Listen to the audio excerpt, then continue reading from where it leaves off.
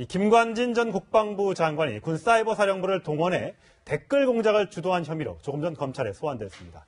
김 전 장관 조사 내용에 따라서 이명박 전 대통령 수사 일정도 결정될 것으로 보입니다. 네, 그럼 서울중앙지검으로 가보겠습니다. 배준우 기자, 김 전 장관이 포토라인에 서서 어떤 입장을 밝혔습니까?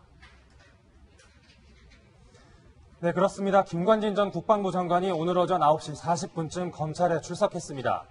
김 전 장관은 본연의 임무 수행을 위해 최선을 다했다고 말했는데요. 국군 사이버 사령부 심리전단이 북한의 대남 선전에 대비한 조직이기 때문에 업무의 일환이었다, 이런 취지로 주장을 한 겁니다. 검찰은 김 전 장관이 이 전 대통령의 지시를 받았는지 또 이명박 전 대통령에게 보고했는지 등을 집중 추궁할 방침입니다. 근데 이제 국정원 댓글 수사 관련해서 수사를 받던 현직 검사가 스스로 목숨을 끊었지 않습니까? 이 검찰 분위기 뒤숭숭할 것 같네요.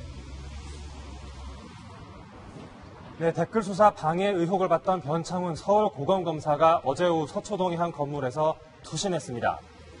병원으로 이송됐지만 결국 숨졌는데요. 서울중앙지검은 깊은 애도를 표한다며 매우 안타깝다고 밝혔습니다. 어젯밤 변 검사의 빈소에는 문무일 검찰총장이 찾아서 눈물을 흘리기도 했는데요.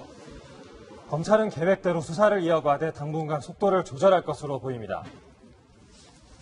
네, 국정농단 재판도 짚어봐야 될 것 같은데요. 박근혜 전 대통령이 최순실 씨의 존재를 인정하자 이런 건의를 묵살했다는 증언이 나왔다면서요. 네, 그렇습니다. 어제 우병우 전 수석 재판에서 안종범 전 수석이 증인으로 출석해 증언한 내용입니다.